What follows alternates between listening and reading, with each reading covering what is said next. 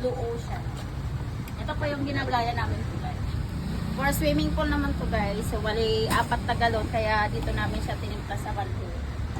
So dahil mainit na ngayon, kailangan talaga mag-repaint na ng mga swimming pool dyan sa may mga resort dyan. Baka naman ano na kayo, magpa-repaint na po kayo ng swimming pool. Ganito yung kulay yung maganda sa mga pang swimming pool guys. So titintahin lang po namin kasi wala po talagang strict color na mga pang swimming pool na ganitong kulay. So bali yan po yung maganda po kasi ito pang loob ng swimming pool.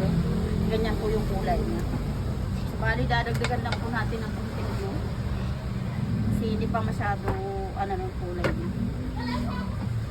Pero ganito na po yung kulay na gusto ng customer. Dinagdagan lang po natin ng konti.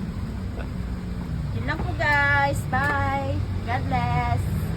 Po yung kulay niya.